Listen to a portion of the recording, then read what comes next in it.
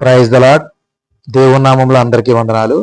లోకరక్షకుని సువార్త మినిస్ట్రీస్ ఛానల్లో ప్రసారం అవుతున్నటువంటి నేను చూసిన నరకము పరలోకము అనే మరి కాన్సెప్ట్లో మరి ఇది ఈక్వెడార్ దేశంలో జరిగినటువంటి యథార్థ సంఘటన. ఈక్వెడార్ దేశంలో జరిగినటువంటి ఒక విశ్వాసి జీవితంలో జరిగినటువంటి వాస్తవికమైన సాక్ష్యం అనమాట. ఆవిడ చెప్పిన సాక్ష్యాన్ని మరి కొన్ని మరి బుక్స్ రూపంలో మరి రాగా దానిని మరి తర్జుమా చేసి మరి ఆ పుస్తకాలను మేము చెప్పడం అయితే జరుగుతుంది.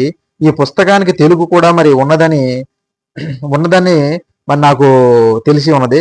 అలాగే మరి ఆ పుస్తకాన్ని కూడా మరి వీలైతే మరి పబ్లిష్ చేయడం అయితే జరుగుతుంది.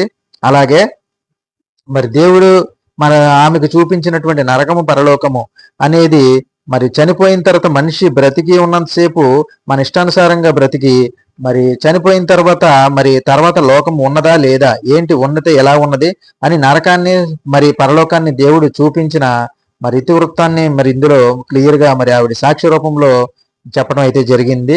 మరి గడిచిన కాలంలో మరి 16 సంవత్సరాలటువంటి మరి ఒక టీనేజ్ అమ్మాయి మరి ఆవిడ చనిపోవటం, ఆమెని మరి దేవదూతలు నరకానికి తీసుకెళ్లటం, మరి పరలోకానికి తీసుకువెళ్ళటం, అక్కడ దేవుడు కనపడడం, మరి ఉన్నటువంటి మరి చనిపోయినటువంటి హతసాక్షులు మరి దేవుడు తో మరి ఉన్నటువంటి 12 మంది శిష్యులు కూడా అక్కడ కనపడటం, మరి ఇదంతా జరిగినటువంటి సంఘటన, మరి ఇదంతా జరిగినటువంటి స్టోరీ పాత భాగాల్లో ఉన్నది. మరి ఎవరికైనా ఇంట్రెస్ట్ ఉంటే మరి ఆ 9 భాగాలను చూడవలసిందిగా మరి ప్రేమతో కోరుచున్నాను.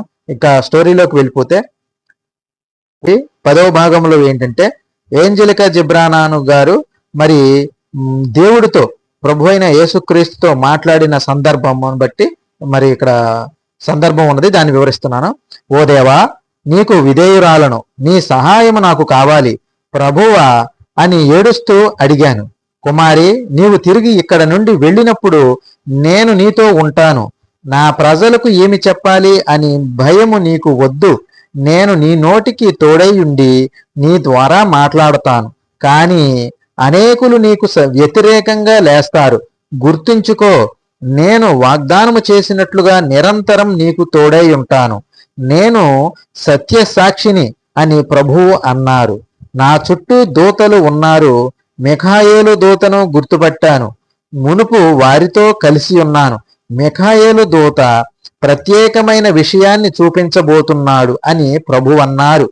ఈమెను తీసుకుని వెళ్ళి నేను మీతో చెప్పిన విషయాన్ని చూపించమని మిఖాయేలు దూతతో ప్రభువు అన్నారు. మిఖాయేలు గాబ్రియేలు నా చేతులు పట్టుకొని అందమైన భవంతి పై అంతస్తుకు చేరుకున్నాము. బంతి ఆట ఆడుకునేంత స్థలము ఉండి చాలా విశాలంగా ఉంది. అందంగా ఉండిన బంగారపు వేదిక చూచాను. ఆ వేదిక పైన గ్రంథమున్నది. ఈ గ్రంథము యొక్క విశేషం ఏమిటి అని మిఖాయేలు దూతను అడిగాను. వేదిక కుడివైపున మిఖాయేలు దూత నిలబడి తన చేతిని గ్రంథముపై ఉంచి స్వరమెత్తి నాతో, ఏంజెలికా, నీవు చూస్తున్న ఈ గ్రంథము జీవగ్రంథము అన్నాడు. జీవగ్రంథము యొక్క పేజీలు తిరగేసి ఈ గ్రంథములో ఏముంది, ఈ గ్రంథం యొక్క అర్థమేమిటి అని మిఖాయేలు దూతను అడిగాను. ఈ గ్రంథాన్ని తెరువు, దీనిలో భూమి మీద మారు మనస్సు పొందిన వారి పేరులున్నాయి అన్నాడు. ఆ గ్రంథాన్ని చూస్తూ నా పేరు జీవగ్రంథములో వ్రాయబడి ఉందా అని అడిగాను. దీనిలో నీ పేరు వ్రాయబడి ఉంది అన్నాడు మిఖాయేలు దూత. పరిశీలించి చూసిన దానిలో నా పేరు కనుగొనలేకపోయాను. కొద్దిపాటి చింతతో నా పేరు గ్రంథములో కనబడలేదు. ఎక్కడ వ్రాయబడింది చూపించవా అని మరోసారి అడిగాను. ఇదిగో ఇక్కడ వ్రాయబడింది చూడు అన్నాడు మిఖాయేలు దూత. కనబడింది. ఆ పేరును అర్థము చేసుకోలేకపోయాను, ఎందుకంటే అది మరొక భాషలో వ్రాయబడింది. నా పేరే కాక అందులో చాలా మంది పేర్లున్నాయి. అవి మెరుస్తున్నాయి. ఆ పేర్లెందుకు అలా మెరుస్తున్నాయి అని అడిగాను. మెరుస్తున్న పేరులు గలవారు ఈ సమయములోనే భూమి మీద యేసయ్యను అంగీకరించి మారు మనస్సు పొంది దేవుని వెదుకుచున్నారు. ఇదిగో చూడు, ఇక్కడ కనబడక మసకబారిన పేర్లు గలవారు భూమి మీద దేవుని సన్నిధిని విడిచి వెళ్ళినవారు. వారి కొరకు నీవు ప్రయాసపడాలి, ఏదైనా వారి కొరకు చేయాలి అని మిఖాయేలు దూత నాతో అన్నాడు. మరోసారి మిఖాయేలు దూత తన చేతిని జీవగ్రంథముపై ఉంచి, నీవు వెళ్ళి సమస్త మానవాళితో ఎవరి పేరైనను జీవగ్రంథములో వ్రాయబడకపోతే వారు పరలోకములో ఈ మహిమలో ప్రవేశించలేరు అని నీవు చెప్పాలన్నాడు. సరే, నీవు చెప్పినట్లు చేస్తాను అని జవాబిచ్చాను. తిరిగి ప్రభువు చెంతకు దూతలు తీసుకుని వెళ్ళారు. భూమి మీద దిగి వచ్చే సమయము ఆసన్నమైనది అని ప్రకటన 20:15లో వ్రాయబడినట్లుగా ఎవని పేరైనను జీవగ్రంథములో వ్రాయబడినట్లుగా కనబడని ఎడల వాడు అగ్నిగుండములో పడవేయబడెను. మిమ్మల్ని ఒక ప్రశ్న అడగనివ్వండి, మీరు పేరులు జీవగ్రంథములో వ్రాయబడ్డాయా? ఆయనను విడిచి వెళ్ళాము అనే భావన కలిగితే ఆయనతో సమాధాన పడండి. యేసయ్య ఎంత పాపినైనా క్షమిస్తాడు. గుర్తుంచుకోండి, ఈ భూమి మీదకు నరుల పాపాలను క్షమించుటకే ప్రభువు వచ్చారు. పాపాలను క్షమించి నీతిమంతులనుగా మార్చుటకు ఆయన వచ్చాడు. 1 యోహాను 1:9 ఆయన మన పాపములను క్షమించి సమస్త దుర్నీతి నుండి మనలను పవిత్రులనుగా చేయును. నీవు భూమి మీదకు తిరిగి వెళ్ళు సమయము ఆసన్నమైనది అన్నారు ప్రభువు. నేను భూమికి తిరిగి వచ్చేటప్పటికి ఉదయం 7 గంటలైంది. నా చుట్టూ తల్లిదండ్రులు, నా బంధువులు, కొంతమంది సంఘ సభ్యులు ఉన్నారు. కుమారి, నీ శరీరంలో ఇప్పుడే ప్రవేశించు అన్నారు యేసయ్య. సరే, నేను ప్రవేశిస్తున్నాను అనుచుండగా, నా కుమారి, గుర్తుంచుకో, అనేక అనుభవాలు నాతో కలిసి చూశావు. త్వరలో 3వ సందర్శనకు సిద్ధముగా ఉండు. ఈసారి నా సొంత జనుల మధ్యలో జరిగిన సంగతులు చూపిస్తాను అన్నారు. హఠాత్తుగా దూతలు గొప్ప వెలుగుతో నిండి స్తుతించుచున్నారు. కొందరు మాతో ఉన్నారు, కొందరు తిరిగి పయనమైరి. శరీరములో ప్రవేశించిన తరువాత చాలా గంటలకు కన్నులు తెరిచాను. చాలా రోజులకు కోలుకుని మెల్లమెల్లగా తిరగసాగాను.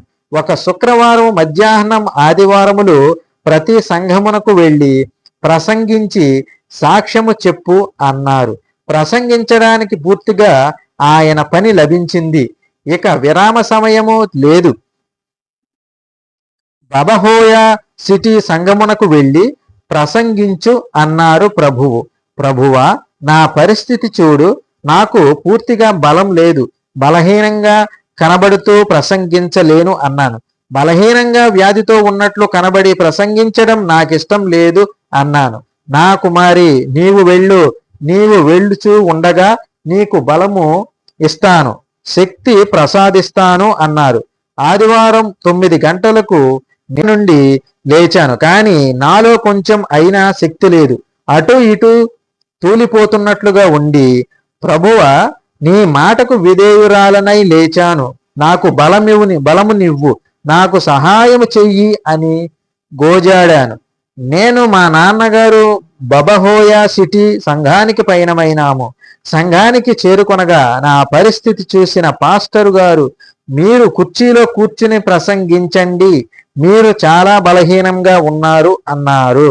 నా కుమారి, నీవు కూర్చోవద్దు, నీ పాదములపై నిలబడి ప్రసంగించు, నీవు ఈ రోజు నా మహిమను చూడబోతున్నావు అన్నారు ప్రభువు. శరీరమంతా ఊగిపోతుండగా నేను ఫోను పట్టుకున్నాను. వేదిక దగ్గరకు దూతలు వచ్చారు. నేను చూచి కన్నీరు పెట్టుకున్నాను. అగ్ని నాపై దిగిపోయింది. నా మాట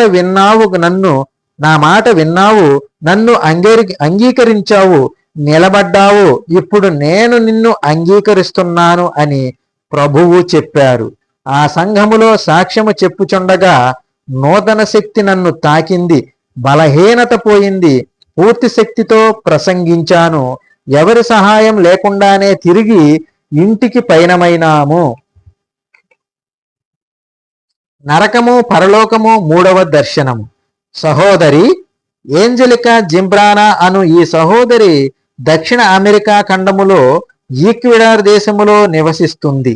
సుమారుగా రాత్రి 12:30 పూర్తి మరణానుభవములో పరలోకము మరియు నరకము అను స్థలములు చూచింది.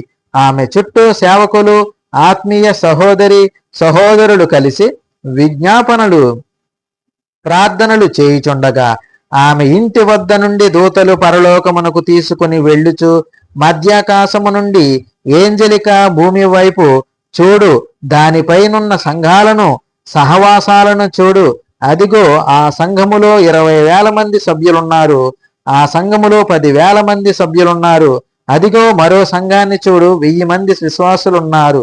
అవే కాక చిన్న పెద్ద సంఘాలనేకం నాకు దూతలు చూపించారు. అవే కాక చిన్న పెద్ద సంఘాలనేకం నాకు దూతలు చూపించారు. ఆ సంఘాలను చూచావా? ఆ సంఘాలలో నున్న సభ్యులందరూ విశ్వాసులు కాదు, వారిలో నిజ విశ్వాసులు కొందరే ఉన్నారు అని మిఖాయేలు దూత నాతో చెప్పాడు.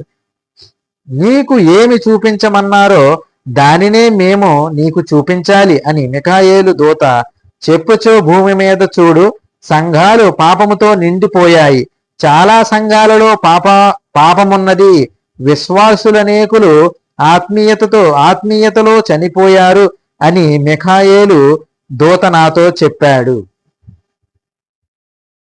80% సువార్త సంఘాలు భూమి మీద విడిచిపెట్టబడ్డాయి.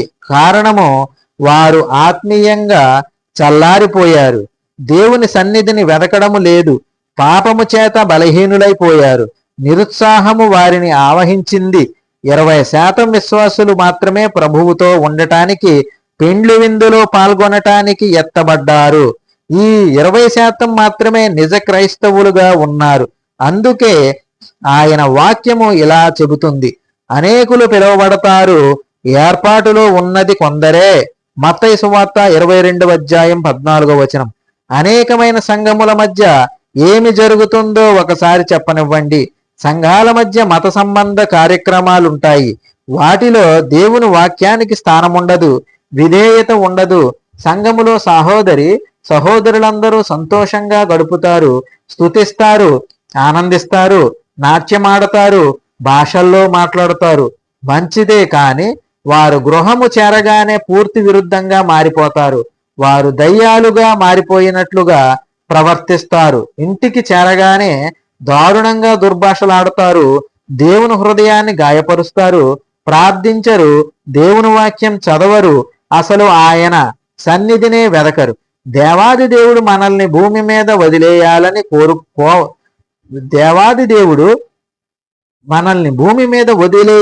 కోవడం లేదు.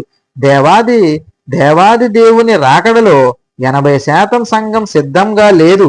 ఇదే నన్ను బాగా గాయపరుస్తుంది. కొన్ని సంఘాలు మాత్రమే ప్రభు యొక్క నిజ ప్రేమను కనబరుస్తున్నాయి. దూతలు చుట్టూ నిలబడి ఉండగా ప్రభువు నాతో చెప్పారు, నా కుమారి, నా పిల్లలు నిరుత్సాహంగా ఉండుట చూచి నా హృదయము వేదన పడుచున్నది. వారు భక్తిహీనులుగా మారిపోయారు. నా పిల్లలు నా వైపు తిరిగి నా మార్గాలలో నడవాలని, వారు తమ మొదటి ప్రేమను కనపరచాలని చెప్పు అన్నారు. సంగమా, నీ విశ్వాసులను ప్రోత్సహించండి, దేవుని వెదకమని చెప్పండి, వేషధారణ విసర్జించండి. నేను పరిశుద్ధుడనై ఉన్నాను గనుక మీరును పరిశుద్ధులై ఉండుడి. మిమ్మును పిలిచిన వాడు పరిశుద్ధుడై ఉన్న ప్రకారము మీరును సమస్త ప్రవర్తన యందు పరిశుద్ధులై ఉండుడి. 1 పేతురు 1:16 అని ప్రభువు చెప్పమన్నారు. లోపటను వెలుపటను పరిశుద్ధులుగా జీవించాలి. పరిశుద్ధ హృదయాన్ని కలిగి ఉండాలి. ఆయన సన్నిధిని శుద్ధ హృదయాన్ని కలిగి ఉండాలి. ఆయనకు కలిగిన ప్రేమ